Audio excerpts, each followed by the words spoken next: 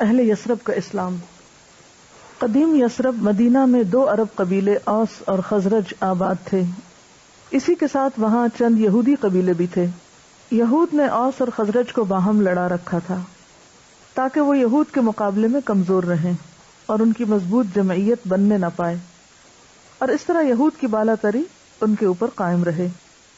ہجرت نبی سے 5 سال پہلے کا واقعہ ہے۔ قبیلہ خزرج یہودیوں کے ابھارنے سے اوس کے خلاف آمادہ جنگ ہو گیا۔ قبیلہ اوس کے ایک سردار ابو الحیثر انس بن رافع چند آدمیوں کو لے کر مکہ آئے تاکہ اپنے حریف کے مقابلے میں قریش کی مدد حاصل کریں۔ قبیلہ اوس کے ایک سردار انس بن رافع چند آدمیوں کو لے کر مکہ آئے تاکہ اپنے حریف کے مقابل میں قریش کی مدد حاصل کریں۔ رسول اللہ صلی اللہ علیہ وسلم کو ان کی آمد کا علم ہوا تو آپ ان کے پاس گئے اور ان کے سامنے اسلام کی دعوت پیش کی۔ اب آپ دیکھیں وہ کس کام آئے ہیں اور آپ اس موقع سے کیا فائدہ اٹھاتے ہیں۔ ان کے وفد کے ایک نوجوان ایاس بن معاذ اس سے متاثر ہوئے اور انہوں نے اپنے ساتھیوں سے کہا، یہ خدا کی قسم اس سے بہتر ہے جس کے لیے تم آئے ہو، مگر ان کے ساتھیوں کی سمجھ میں یہ بات نہ آ سکی۔ انس بن رافع نے اپنے ہاتھ میں مٹی لے کر ایاس بن معاذ کے چہرے پہ پھینکی اور کہا، ان باتوں کو رہنے دو، میری زندگی کی قسم ہم تو اس کے علاوہ کسی اور کام کے لیے آئے ہیں۔ اوس کا وفد اسلام قبول کیے بغیر یثرب واپس چلا گیا، یعنی جو پیغام دیا گیا تھا اس سے کچھ خاطر خواہ نتائج سامنے نہ آئے۔ اس کے بعد اوس اور خزرج کے درمیان وہ جنگ ہوئی جو جنگ بواس کے نام سے مشہور ہے۔ اس وقت دونوں قبیلوں کے درمیان دشمنی اتنی بڑھ گئی تھی کہ ہر قبیلہ چاہتا تھا کہ دوسرے قبیلے کو ہمیشہ کے لیے ختم کر دے۔ اس جنگ میں پہلے خزرج نے اوس کو شکست دی، اس کے بعد اوس نے اپنے سردار ابو اسید کی قیادت میں خزرج کو شکست دی۔ دونوں نے باری باری ایک دوسرے کو زبردست نقصانات پہنچائے، حتیٰ کہ ایک نے دوسرے کے باغات اور مکانات جلا ڈالے۔ دونوں عرب قبیلے خود ہی اپنے ہاتھوں کمزور ہو گئے۔ اس جنگ کا فائدہ براہ راست یہود کو پہنچا۔ انہوں نے یثرب میں برتری کا مقام حاصل کر لیا۔ جب جذبات ٹھنڈے ہوئے تو دونوں قبائل کے سنجیدہ لوگوں کو احساس ہوا کہ انہوں نے بہت بڑی غلطی کی ہے۔ اپنے کو خود اپنے ہاتھوں ہلاک کر کے دشمن کو موقع دے دیا کہ وہ ان کے اوپر غلبہ حاصل کرے۔ دونوں قبیلوں کے باشعور لوگوں نے طے کیا کہ وہ اپنے اختلافات کو بھول جائیں اور مشترکہ طور پر اپنا ایک بادشاہ مقرر کر لیں جو ان کے معاملات کا نظم کرے۔ اس کے لیے عبداللہ بن ابی خزرجی کا انتخاب ہوا، جو ایک صاحب شخصیت آدمی تھا اور اپنے اندر قائدانہ اوصاف رکھتا تھا۔ عین اسی زمانے میں یہ واقعہ ہوا کہ قبیلہ خزرج کے کچھ لوگوں نے کعبہ کی زیارت کے ارادے سے مکہ کا سفر کیا۔ یہاں ان کی ملاقات رسول اللہ صلی اللہ علیہ وسلم سے ہوئی۔ آپ نے ان کو بتایا کہ میں خدا کا نبی ہوں، تم لوگ میری دعوت قبول کر لو۔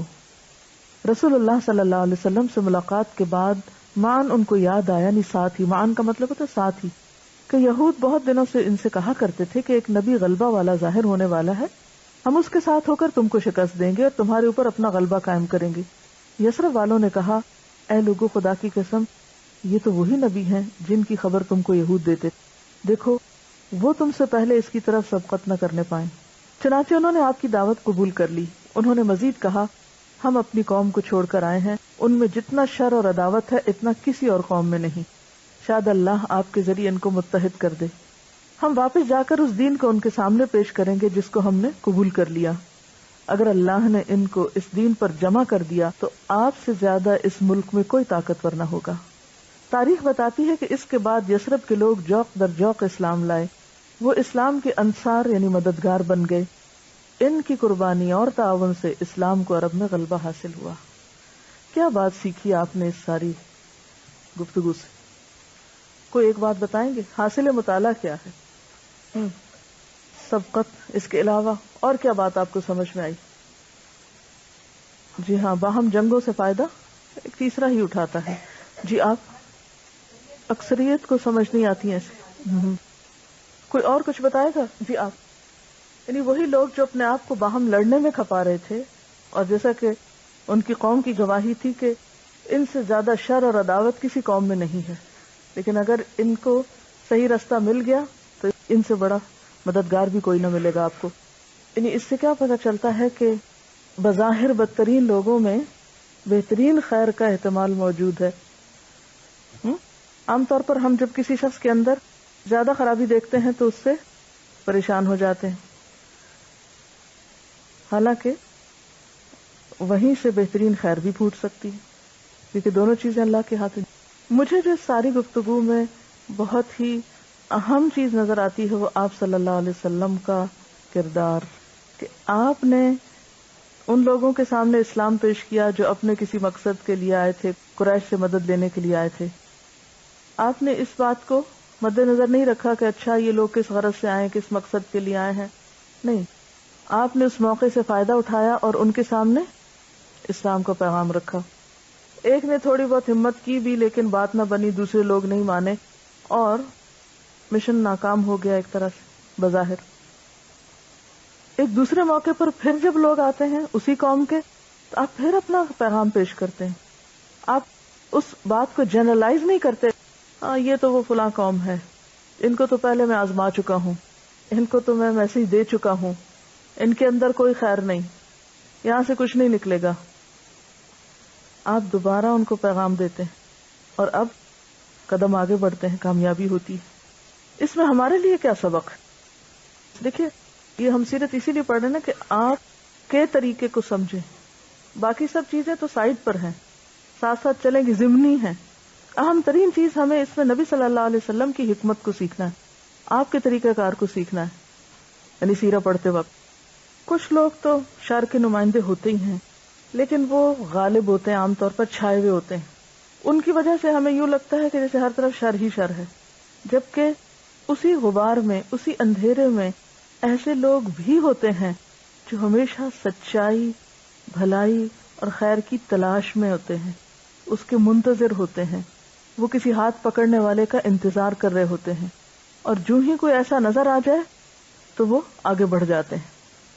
تو ہمیشہ امید کے ساتھ معاشرے کے ایسے افراد کے لیے سہارا بنے کہ جو ان تمام چیزوں سے اکتائے ہوئے ہیں، جو برائی کو چھوڑ کر خیر کی طرف آنا چاہتے ہیں، لیکن ان کو ایک پش چاہیے، مدد چاہیے، سپورٹ چاہیے.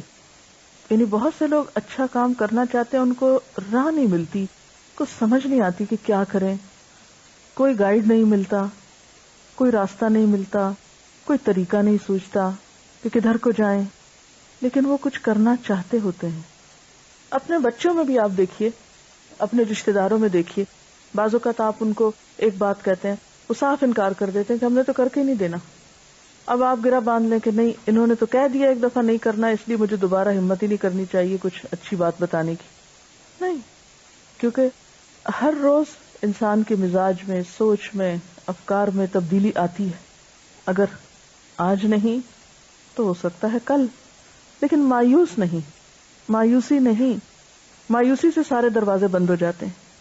امید ایک روشنی کی طرح ہوتی ہے، جب تک ایک کرن بھی باقی ہو روشنی کی تو انسان کچھ نہ کچھ عمل کا راستہ نکال ہی لیتا ہے.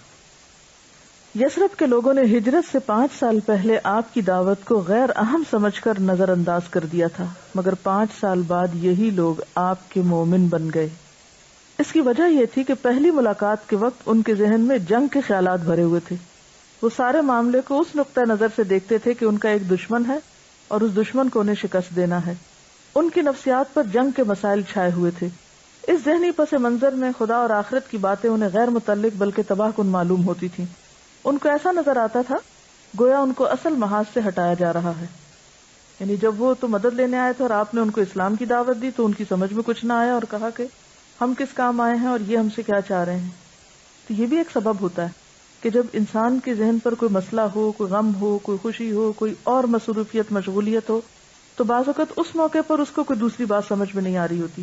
لیکن جب وہ چھٹ جاتا ہے، ہٹ جاتا ہے، کیونکہ وقت ایک جیسا نہیں، تو دوسرے وقت میں وہی بات اس کو بہت آسانی سے سمجھ آ جاتی.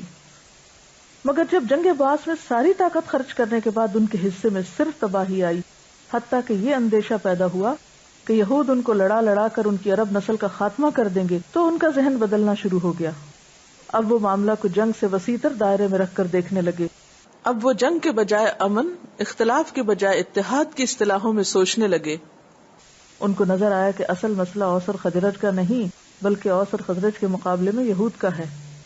اس کا حل انہیں یہ نظر آیا کہ ان کا ایک عقیدہ ہو جو قبائلی تفریق کو ختم کرے اور ان کے لیے نظریاتی اتحاد کی بنیاد فراہم کرے، اور اسی کے ساتھ ایک شخصیت ہو جو ان کو باہم جوڑے اور ان کی مشترکہ قائد بن سکے یہ دونوں چیزیں نظریہ اور شخصیت انہیں رسول اللہ صلی اللہ علیہ وسلم کی ذات میں مل گئیں اور انہوں نے لپک کر اس کو قبول کر لیا. اسی لیے حضرت عائشہ نے فرمایا بعث کی جنگ ایک ایسی جنگ تھی جس کو اللہ نے اپنے رسول کی تائید کے لیے فراہم کیا تھا.